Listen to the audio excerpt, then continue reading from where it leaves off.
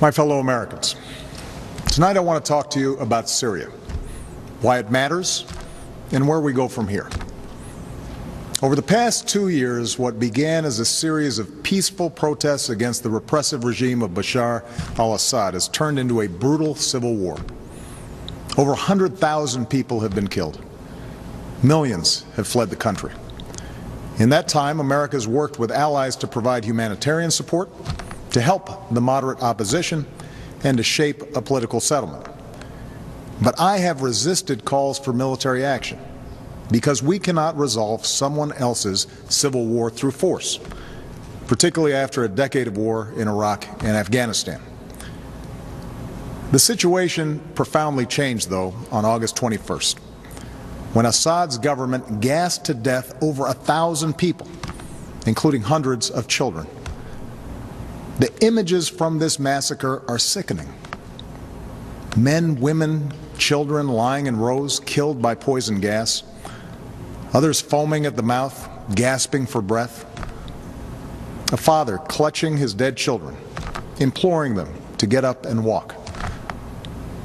On that terrible night, the world saw in gruesome detail the terrible nature of chemical weapons and why the overwhelming majority of humanity has declared them off limits, a crime against humanity, and a violation of the laws of war. This was not always the case. In World War I, American GIs were among the many thousands killed by deadly gas in the trenches of Europe. In World War II, the Nazis used gas to inflict the horror of the Holocaust. Because these weapons can kill on a mass scale, with no distinction between soldier and infant, the civilized world has spent a century working to ban them. And in 1997, the United States Senate overwhelmingly approved an international agreement prohibiting the use of chemical weapons, now joined by 189 governments that represent 98% of humanity. On August 21st, these basic rules were violated, along with our sense of common humanity. No one disputes that chemical weapons were used in Syria. The world saw thousands of videos, cell phone pictures, and social media accounts from the attack. And humanitarian organizations told stories of hospitals packed with people who had symptoms of poison gas. Moreover, we know the Assad regime was responsible.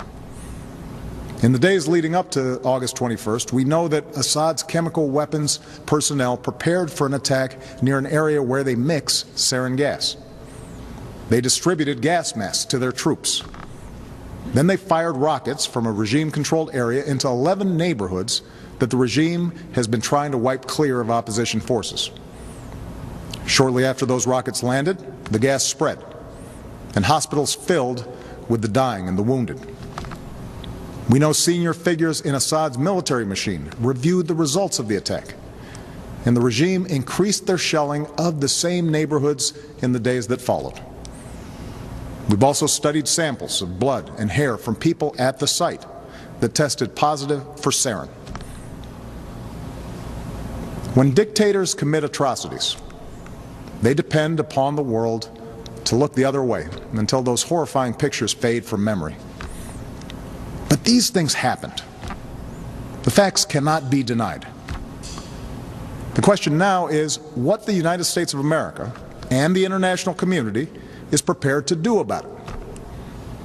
Because what happened to those people, to those children, is not only a violation of international law, it's also a danger to our security.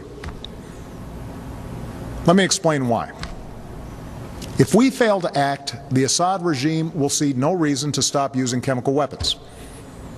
As the ban against these weapons erodes, other tyrants will have no reason to think twice about acquiring poison gas and using them. Over time, our troops would again face the prospect of chemical warfare on the battlefield, and it could be easier for terrorist organizations to obtain these weapons and to use them to attack civilians. If fighting spills beyond Syria's borders, these weapons could threaten allies like Turkey, Jordan, and Israel. And a failure to stand against the use of chemical weapons would weaken prohibitions against other weapons of mass destruction and embolden Assad's ally, Iran, which must decide whether to ignore international law by building a nuclear weapon or to take a more peaceful path. This is not a world we should accept. This is what's at stake. And that is why, after careful deliberation, I determined that it is in the national security interests of the United States to respond to the Assad regime's use of chemical weapons through a targeted military strike. The purpose of this strike would be to deter Assad from using chemical weapons, to degrade his regime's ability to use them, and to make clear to the world that we will not tolerate their use. That's my judgment as Commander-in-Chief. But I'm also the President of the world's oldest constitutional democracy. So even though I possess the authority to order military strikes, I believed it was right, in the absence of a direct or imminent threat to our security, to take this debate to Congress. I believe our democracy is stronger when the President acts with the support of Congress. And I believe that America acts more effectively abroad when we stand together. This is especially true after a decade that put more and more war-making power in the hands of the President and more burdens on the shoulders of our troops, while sidelining the people's representatives from the critical decisions about when we use force. Now, I know that after the terrible toll of Iraq and Afghanistan, the idea of any military action, no matter how limited, is not going to be popular. After all, I've spent 4.5 years working to end wars, not to start them. Our troops are out of Iraq. Our troops are coming home from Afghanistan. And I know Americans want all of us in Washington, especially me, to concentrate on the task of building our nation here at home, putting people back to work, educating our kids, growing our middle class. It's no wonder then that you're asking hard questions. So let me answer some of the most important questions that I've heard from members of Congress and that I've read in letters that you've sent to me.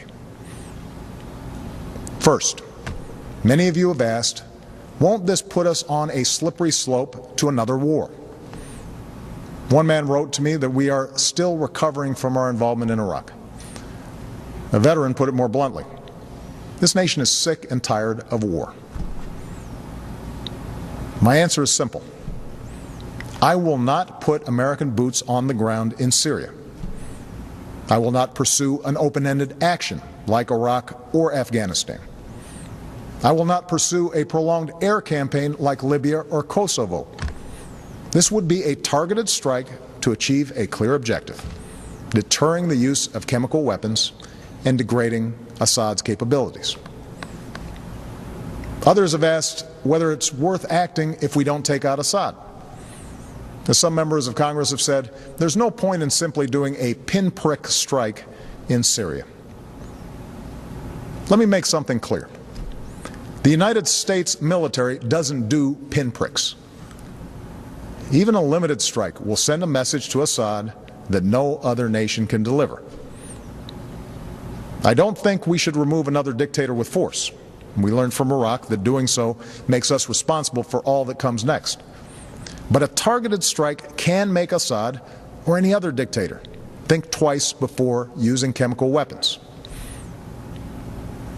Other questions involve the dangers of retaliation. We don't dismiss any threats, but the Assad regime does not have the ability to seriously threaten our military.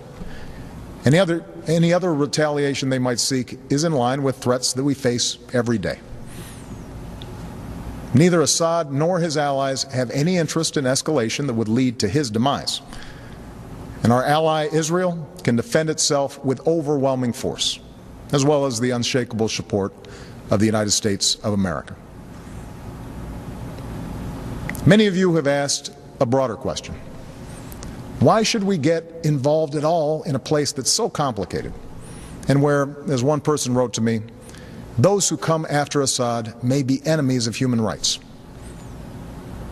It's true that some of Assad's opponents are extremists, but al-Qaeda will only draw strength in a more chaotic Syria if people there see the world doing nothing to prevent innocent civilians from being gassed to death.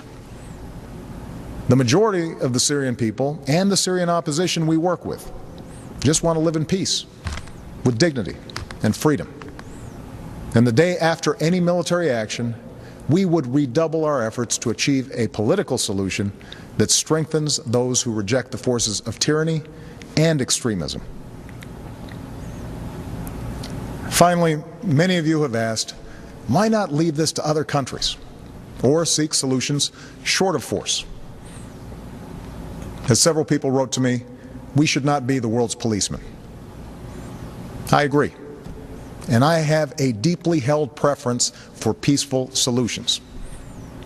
Over the last 2 years, my administration has tried diplomacy and sanctions, warnings and negotiations, but chemical weapons were still used by the Assad regime. However, over the last few days, we've seen some encouraging signs. In part because of the credible threat of U.S. military action, as well as constructive talks that I had with President Putin, the Russian government has indicated a willingness to join with the international community in pushing Assad to give up his chemical weapons. The Assad regime has now admitted that it has these weapons, and even said they joined the Chemical Weapons Convention, which prohibits their use. It's too early to tell whether this offer will succeed, and any agreement must verify that the Assad regime keeps its commitments. But this initiative has the potential to remove the threat of chemical weapons without the use of force, particularly because Russia is one of Assad's strongest allies. I have therefore asked the leaders of Congress to postpone a vote to authorize the use of force while we pursue this diplomatic path. I'm sending Secretary of State John Kerry to meet his Russian counterpart on Thursday, and I will continue my own discussions with President Putin. I've spoken to the leaders of two of our closest allies, France and the United Kingdom, and we will work together in consultation with Russia and China to put forward a resolution at the UN Security Council requiring Assad to give up his chemical weapons and to ultimately destroy them under international control. We'll also give UN inspectors the opportunity to report their findings about what happened on August 21st.